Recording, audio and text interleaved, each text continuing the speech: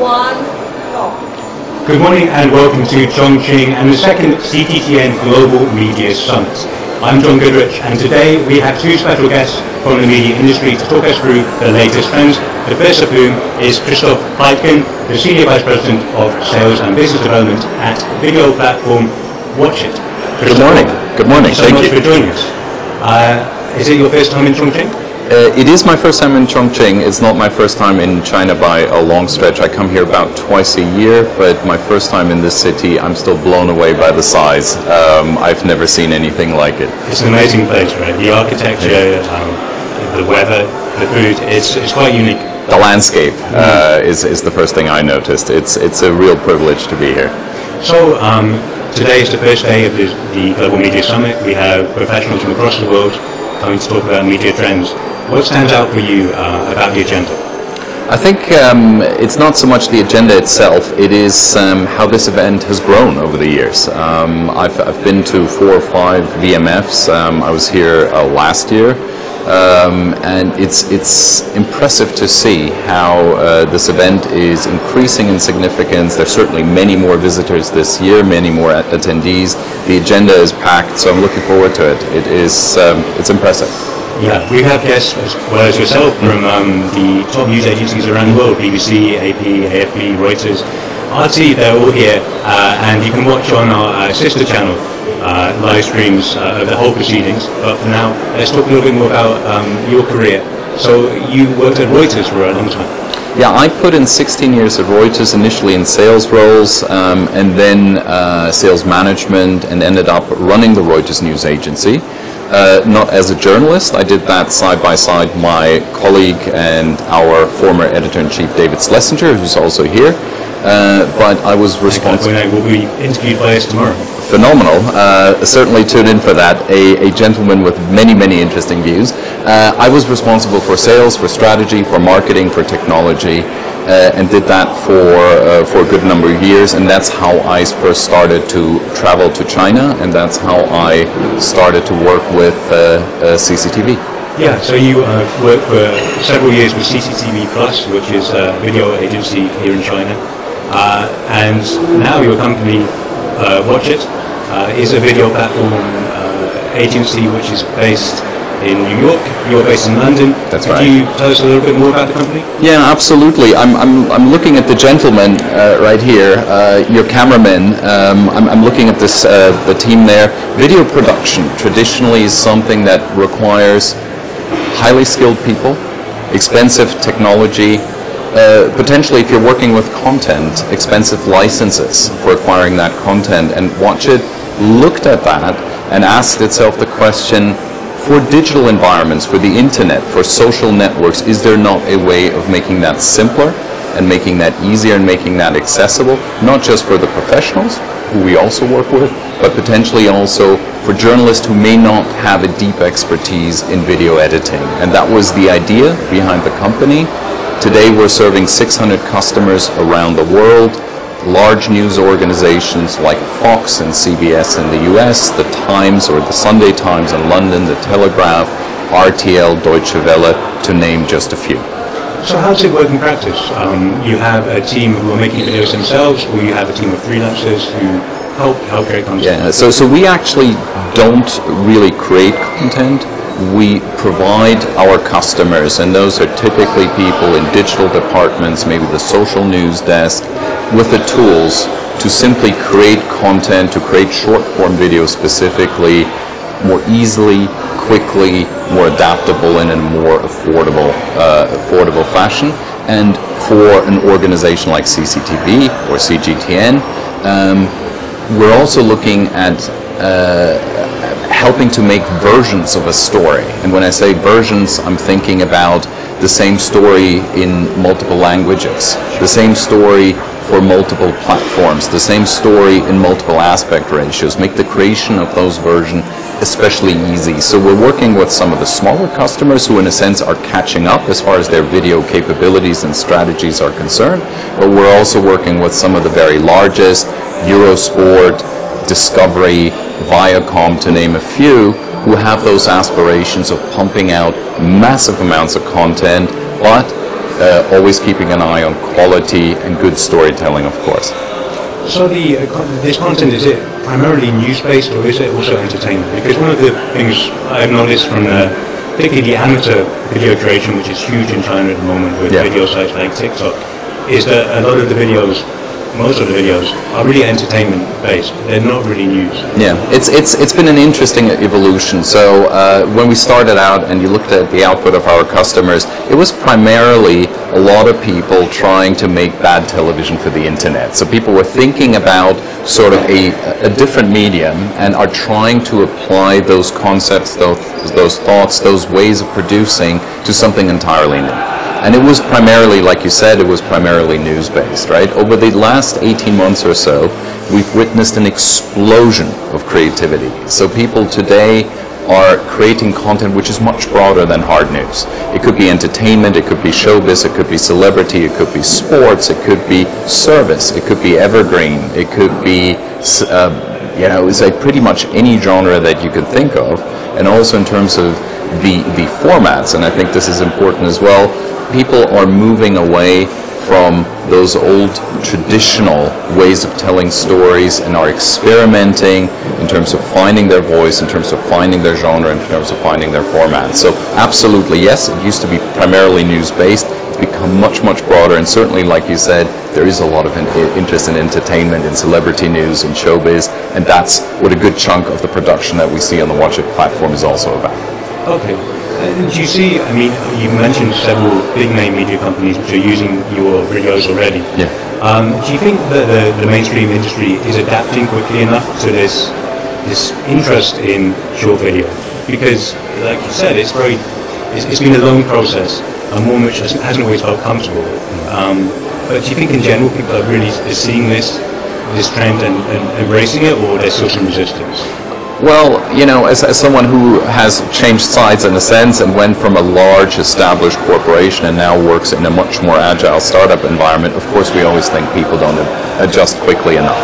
And I do worry about some people in the industry, absolutely. In general, I'm also aware of the challenges, right? It's very different operating in a small startup environment as opposed to having to think about the complexities of running multilingual, multi-format, multi-aspect ratio newsrooms, such as the challenges that CGTN has, but I'm also thinking of the BBC or some of its competitors. So I think in general, people are embracing the opportunity. Sometimes the skills aren't there, sometimes the creativity is lacking, and sometimes, quite frankly, the courage is lacking a little bit as well. One of the aspects in which we see this is the discussion around production value. People are very often still stuck on saying everything needs to be done in a way that it can also be aired on the main television channel. What we're finding is production value matters absolutely, but it's much more defined along the lines of creative storytelling. So people, your audience, will be a lot more forgiving of your graphics maybe not winning you an Emmy, for as long as you've got a great story to tell, for as long as you've got a good message, for as long as you know how to connect with your audience. And I think that's how production value is increasingly defined in digital spaces and social video. And talking about good storytelling, and a lot of that is kind of amateur content makers nowadays. It has, I guess, maybe 15 years ago we were hearing a lot about citizen journalism, but nowadays it's everywhere. Is that a challenge to your business? I know your business is new, but there's also huge platforms that millions of people, say in China, who are uploading videos every day of 30-40 seconds, many of which are viewed hundreds of thousands of times. Yeah, absolutely.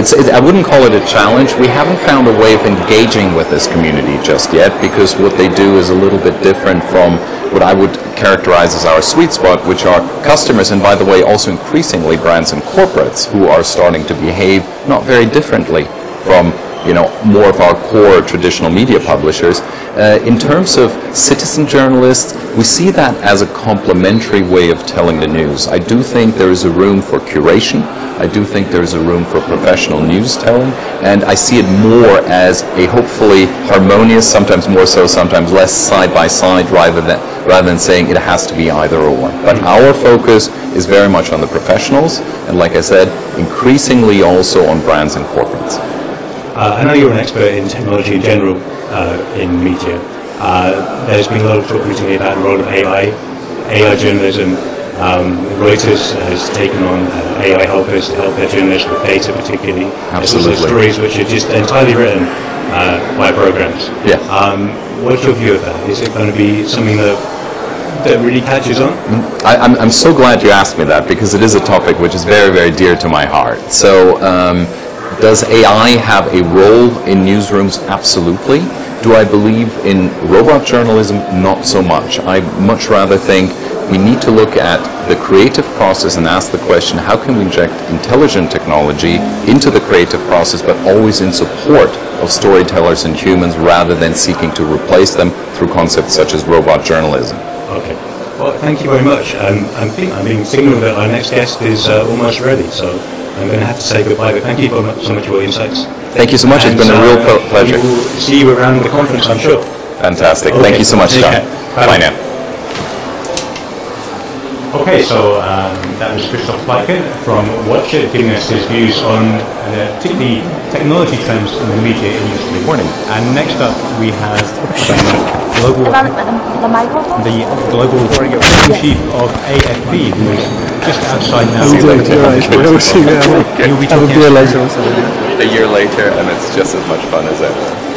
It's my first time, so is it? Yeah, we've always taken a rather hands-off approach, but no longer. While I have your attention for 30 seconds, okay, during the panel I ask you a question. Am I on your panel? No, you're not on my panel, but you will hopefully be in the audience. Oh yes, fine, yes. I'd love to ask you about the relationship to the platforms and the staff. Yes, sure.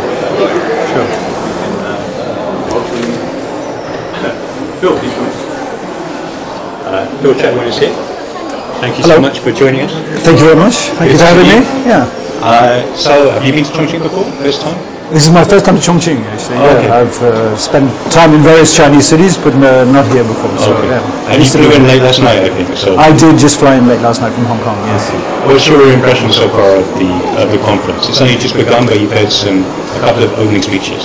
Yeah, it's only just begun. I mean, I think one of the really positive things about these kind of conferences is when you get the decision makers at various levels together to be able to talk about all the issues that we have in common. And there are a great deal of issues in the media that really transcend boundaries and transcend countries. So already the conversations we'll be able to have this morning are interesting and constructive. Yeah. And I saw you got a mention and had to stand up and get a round of applause. Well, yeah, that's always nice to be appreciated like that. And, big recognition. Absolutely, yeah. So I was saying, just as you were coming in, you were based in Asia for 12 years or so, and in China for a couple of years. Yes. Can you give us an impression of how you've seen China change over the time that you've been here in the country? Oh, tremendously. I mean, I think there was a point where I lived in Beijing in around 2000, 2001. I mean, and you just have to go back to Beijing regularly, and I can just never actually find the places where I used to go because everything has changed so much. So, and that's a reflection of, the incredible changes in the economy within China, and also a reflection of everything that's happened in the last 10, 15 years. So sometimes it just feels like another country. It really does. The level and the pace of change has been quite astonishing. Yeah, almost week by week. I'm obviously in Beijing all the time, but if I leave for a week or so and come back, there's always something new, or buildings 10 stories higher. Sure. Yeah, it's remarkable. Obviously AFP covers China quite heavily. Sure. Are there particular trends in China which you're particularly looking out for at the moment? Well, I mean, I think we take a broad approach to all the coverage that we do, both of China and of other countries. globally, what we're doing is inevitably, there are many, many more non-hard news subjects that we do. There's tremendous interest in everything around technology, around lifestyle, and everything that goes with that. So I think we probably mirror that same trend in China. We've been building up our team in Shanghai, for example, with more people writing about lifestyle, around sports and social issues, technology, everything that sort of goes around what we would call hard news. The other issue too, which is vital for us, is the development of visual journalism. And I don't just mean doing TV stories of the same hard news stories that we're doing, but in particular photo-driven coverage from around China, what I would call broadly photo essays, which play extremely well in the digital era. Yeah. Over your career, then, there's been a lot of changes in the industry. Yeah. Particularly at the moment with short video, you mentioned visual journalism just now. Sure. What's your impression of the trend towards kind of 30-40 seconds videos, and particularly from amateur producers? Yeah. That's a big thing in China at the moment, but also around the world. Sure. Is that a challenge to AFP and agencies like that? No, I don't think it's a challenge. I think it's a complementary part of what we do. The wonderful thing about storytelling in a multimedia environment is it's so rich and is made up of so many different parts. So we see, I suppose, what we do broadly call amateur video, UGC content, as really complementary to what we do. So if you take, for example, the recent tsunami in Indonesia, what that allowed us to do very right at the beginning is have incredible images shot on a cell phone from people right, in the first minute seeing the tsunami coming in. That fills a void right at the beginning. It gives an angle that other people don't see. But then that also buys time for us to put our own journalists on the ground within the next 10, 12 hours to have that deeper coverage, to have that broader coverage, and also innovative coverage, of course, because now everybody arrives with often with drones and so on and so forth. So the sort of hyper-professionalism of drone coverage also goes with, the amateur 30, 40 second YouTube style video that goes with it. It all packages and works together. I don't think one competes against the other. So how do you think that interaction is working at the moment? Because there's many trends which a short video will get 5 million, 10 million views about, it might be an entertainment issue. Do you think that traditional agencies, if that's not unfair thing to call them, the example you gave is obviously a good one, but do you think are learning enough lessons from the popularity of this kind of videos? I think that's one. I mean, we're building a significant digital video news team, and part of the aim of that is to focus on the content that we have and present it in a more mobile-friendly way.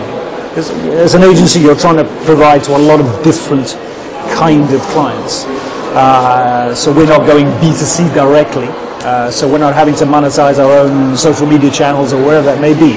But of course we have very heavy social media presence, and we're very aware of the trends of media that are working very well. I mean, we would look at something like Now This or AJ Plus or whatever it may be, and you can see that kind of video works well. I think the challenge for us is often to take great content that we have and present it in a sort of 30, 40 second bites. But at the same time, we also have to work out how to monetize that, because it's for our clients. So we have to have clients who understand how to use that content and how to use it well. But I think everybody's aware of those trends. It just is more complicated in a B2C environment than, in a B2B environment than in a B2C environment. Sure. If you take a news story, which you would say one of your typical wire stories is, say, 600 words, something like that, and then you're putting it into a 30-second. Do you think the news, that coverage changes by doing that? Well, the challenge, as I said, the challenge is to be able to tell stories in different ways. So I think it's not a question of taking a 600-word or 300-word news story from our wire. The point is to take all our journalism and look at what we're doing and think, hang on, how can we tell this story?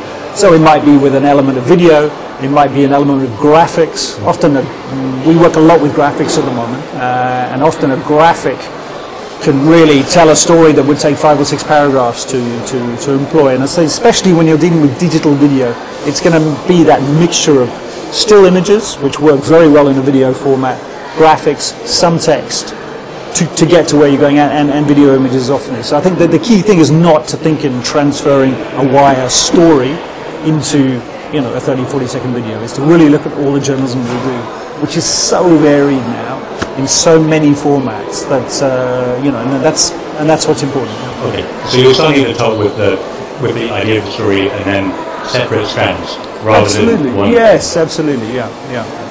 You mentioned looking at various media trends. One at the moment is AI. Sure. Use of AI in journalism. Sure. I know Reuters is using it to assist some of the journalists. Sure. Is this something that AFP is looking at or making use of? Yeah, we've got some projects, experimental projects at the moment. I think the way everybody sees it, or would like to see it, is something that helps journalists to be able to focus on what we would call added value.